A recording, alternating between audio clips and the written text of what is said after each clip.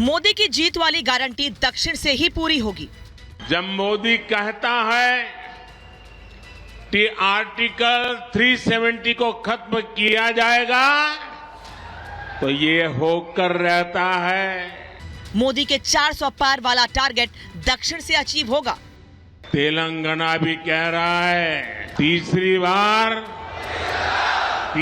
बार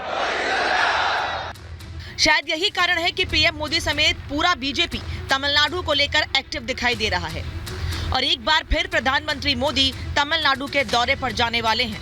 PM Modi 4 दिनों के तमिलनाडु दौरे पर होंगे। मोदी का ये 100 दिनों के अंदर 7वां तमिलनाडु का दौरा होगा।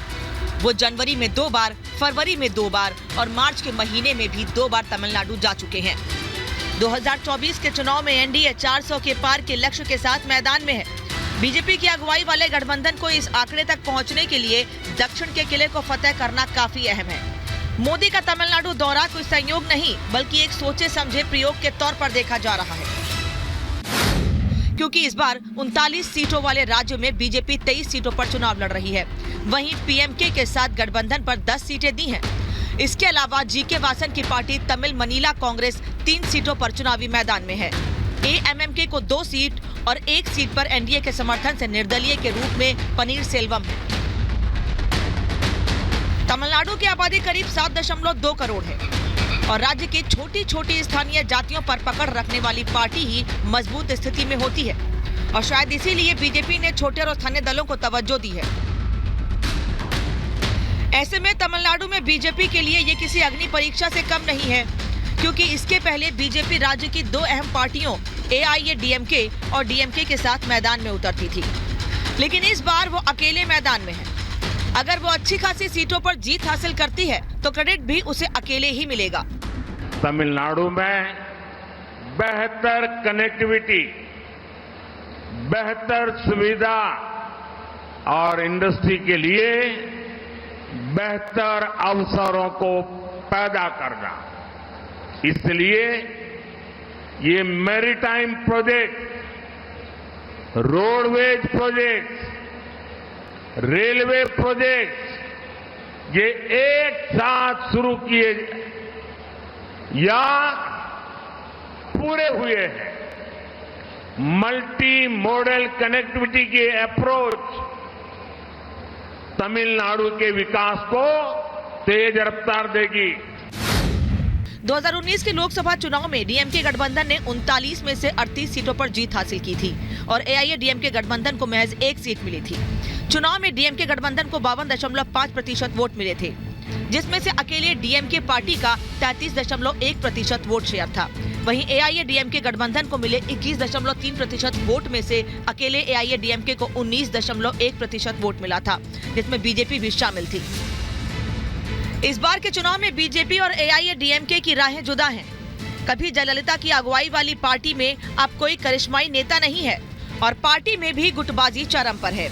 ऐसे में बीजेपी उम्मीद लगाए बैठी है कि कांग्रेस और डीएमके के विरोध वाला वोट एआईएडीएमके की जगह सीधे बीजेपी के खाते में जाएगा और इसलिए बीजेपी का फोकस तमिलनाडु पर बढ़ गया है। माना जा रहा है कि पीएम मोदी के दौरान उन सीटों पर ज्यादा फोकस किया जा रहा है जहां बीजेपी की जीत की संभावना ज्यादा है। राज्य की 6 सीटों पर साउथ चेन्नई, वेल्लोर, पेरम्बलूर, कोयम्बटूर, नीलगिरी, विरुद्धनगर में जीत की संभावना ज्यादा है। मोदी की 400 सीट वाली गारंटी पर जाने माने राजनीतिक रणनीतिकार प्रशांत किशोर भी मुहर लगा रहे हैं।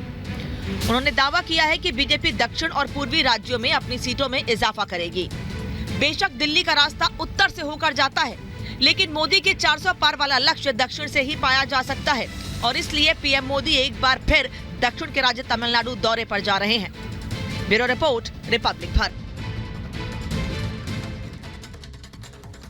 और अब बात करेंगे पूर्णिया सीट को लेकर के, जिस पर माना जा रहा है कि मुकाबला त्रिकोणीय है, लेकिन सच ये है कि निर्दलीय प्रत्याशी के तौर पर उभरे और उतरे पप्पू यादव कहीं ना कहीं बीमा भारती को हराने के लिए मैदान में है। तो बीमा भारती भी यही सोच रखती है जिसका सीधा सीधा फायदा एनडीए गठबंधन को मिलना तय है।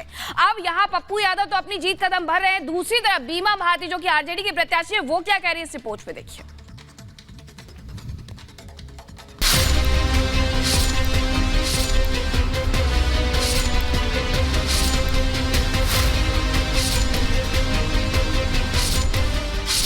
नेता पप्पू यादव ने बिहार में इंडी गठबंधन को समाप्त करने का ठेका ले लिया है। उन्होंने पूर्णिया सीट से निर्दलीय प्रत्याशी के तौर पर नामांकन करके ये इशारा कर दिया है कि बिहार में विपक्ष के बीच गठबंधन ढकोसले से ज्यादा कुछ भी नहीं है। और पप्पू यादव के इस इशारे पर मुहर लगा रही कांग्रेस की वो नीति जिसके तहत कांग्रेस न तो पप्पू यादव को पार्टी से निकाल पा रही है और न उनके खिलाफ कोई कार्रवाई की जा रही है।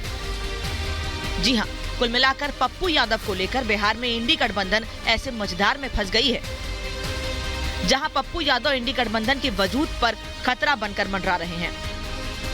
लेकिन इस सब के बीच अपनी साख खतरे में देखकर पहली बार पूर्णिया से राजद उम्मीदवार बीमा भारती ने कांग्रेस नेता पप्पू यादव को करारा जवाब दिया है। और सबको चुनाव लड़ने का अधिकार है, किसी को मना नहीं है। इस तरह से गलत फहमी में लोग को नहीं डालना चाहिए। हम बस यही निवेदन करेंगे। अब पूर्णिया का जनता सबको समझ चुका है, कितना पूर्णिया परेशान है, कितना क्या क्या किया है, सब लोग जानते हैं। अब बोलने लगेंगे तो बहुत कुछ बोल देंगे, इसलिए हम अभी बोलना नहीं चाहते हैं। बस जहां भी वो जा रहे हैं अपना वोट मांगे, हम अपना वोट मांगेंगे। गठबंधन के नियमों की धज्जियां उड़ाने वाले पप्पू यादव पर बीमा भारती ने कई गंभीर आरोप लगाए हैं। बीमा भारती का आरोप है कि पप्पू यादव उनकी स्थिति कमजोर करना चाहते हैं, इसलिए वो कुछ लोगों को तोड़ने की कोशिश में लगे हैं। लेकिन उन्होंने दावा किया कि पप्पू यादव चाहे कुछ भी कर लें, वो उनका कुछ नहीं बिगाड़ पाएंगे। तो पूर्णिया का वो कह रहा है पूर्णिया हमारी माँ है, पूर्णिया के बेटा है, तो हम कहाँ के हैं? हम थोड़े बाहर के हैं, हम भी तो पूर्णिया के बहू बेटी हैं। हम भी तो पूर्णिया से रुपौली विधानसभा पूर्णिया से बाहर थोड़े हैं। पूर्णिया में सेवा करते आ रहे हैं। रुपौली विधानसभा में एक बार नहीं 5 बार से हम विधायक बनते आ रहे हैं। हमारे जनता ने जिताने का काम किया है। तो मेरा जो है पूर्णिया पर क्या अधिकार नहीं है क्या? यहाँ के बहू बेटी नहीं है क्या? खाली वही बेटा है। ये सब जो है ना, देखिए ये सब ड्रामा कर रहा है, लोग को भयभीत करने का काम कर रहे हैं। इस तरह से नहीं करना चाहिए। अपना चुनाव लड़ रहे हैं, लड़िए, किसी को गलत फहमी में मत डालिए। दरअसल पूर्णिया सीट को लेकर चल रहे विवाद ने बिहार में गठबंधन की पूरी सच्चाई को उजागर कर दिया है, क्योंकि एक तरफ जहां कांग्रेस के वरिष्ठ नेता इस मुद्दे पर चुप्पी साधे हुए हैं, तो वहीं दूसरी तरफ पप्पू यादव राजद के अल्पसंख्यक मोर्चे के समर्थन का भी दावा कर रहे हैं। इतना ही नहीं, पप्पू यादव पूर्णिया सीट पर निर्दलीय नामांकन भरने के बाद ये भी दावा कर रहे हैं कि उन्हें कांग्रेस के आला अधिकारियों का समर्थन प्राप्त है।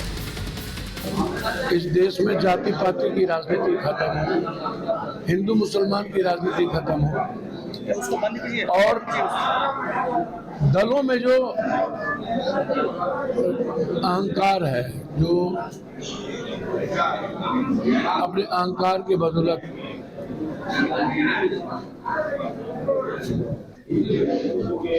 एनडीए को मजबूत करना चाहते हैं, सवाल ही नहीं उठता है भाई। कांग्रेस के एक वर्कर पूर्णिया आएंगे।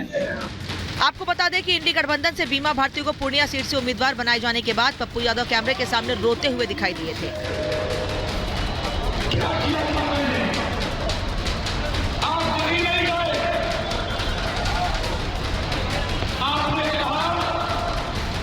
उन्होंने कहा था कि कुछ लोग उनकी राजनीतिक हत्या करना चाहते हैं। उनका इशारा किस तरफ था ये बताने की जरूरत नहीं, जिसके बाद उन्होंने निर्दलीय उम्मीदवार के तौर पर पूर्णिया सीट से अपना नामांकन भी भर दिया।